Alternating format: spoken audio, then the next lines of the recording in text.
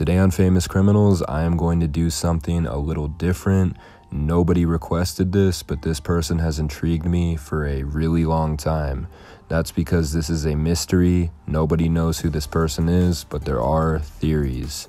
It was November 24th, 1971, when a middle-aged guy bought an airplane ticket from Portland to Seattle.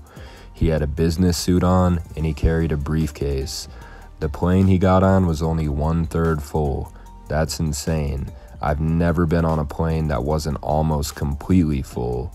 Now, when he got on the plane, he started pounding bourbons, and he gave the flight attendant a note.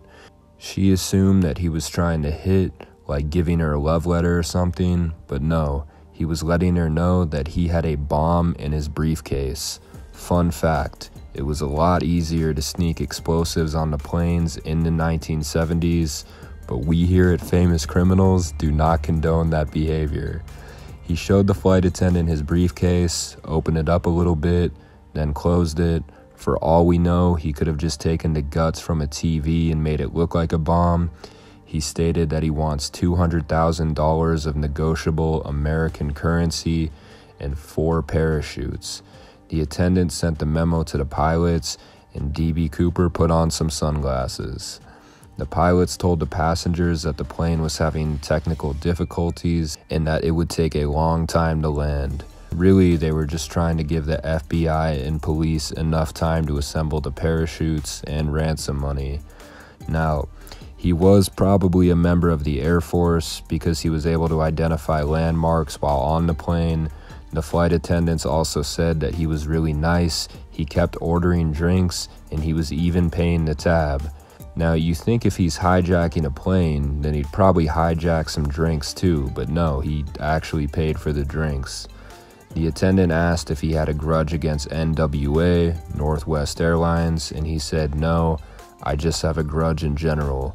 That sounds like it's straight out of a movie. So they landed the plane, he got the money and the parachutes, and they released the passengers.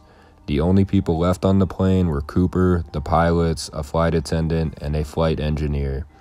Cooper told them to take the plane to Mexico City, and after the plane took off, there were 2 Air Force planes following it. Now, about 20 minutes after the plane took off, D.B. Cooper opened the air stair on the plane, attached the money to his waist, got the parachute of course, and jumped out. The people on the plane didn't notice that he did until they landed at the Reno airport and the air stair was still deployed. Now, why do you think he asked for the parachutes? Of course, there was a huge manhunt for him and nobody could find him. He landed in the wilderness and they couldn't find out who did it or any evidence. They tried to find suspects, people to pin it on. They actually found someone named D.B. Cooper, but he was Indian and he didn't fit the description. The FBI really wanted to arrest somebody though, and it later turned out that the FBI was actually searching in the wrong area by Mount St. Helens, but he likely landed in the Washougal River. I hope I'm saying that right. Now this gets kind of weird. 9 years later, an 8-year-old boy actually found some of the money near the Columbia River. It was 3 bundles of $20 bills, 2 bundles had 100, and 1 had 90, which means 10 20s were missing from the bundle. And the rubber bands may have not been the same ones originally given to Cooper. Research done in 2020 concluded that the money entered the river several months after the hijacking by looking at the diatoms. This led people to believe that Cooper may have thrown the money in the river because he knew he could never use it. A man named Thomas Colbert found a 1970s parachute in the Pacific Northwest in 2016.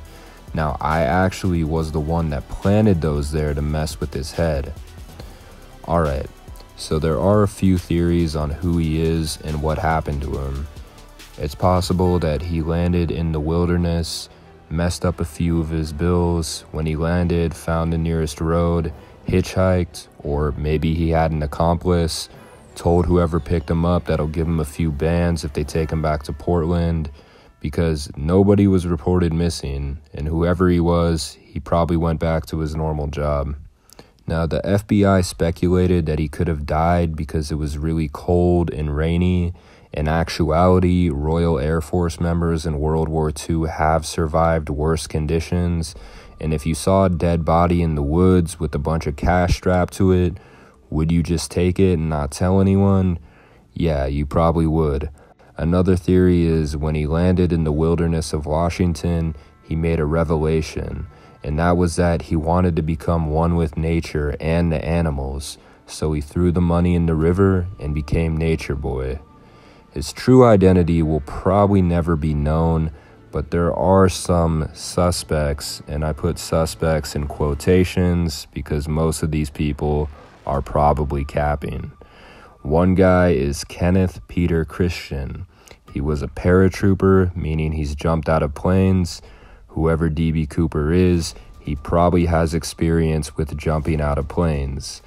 Not like this was his first time, unless he's a complete idiot. He was left-handed, he liked bourbon, just like DB Cooper, and the flight attendant said that this guy fits her memory of DB Cooper.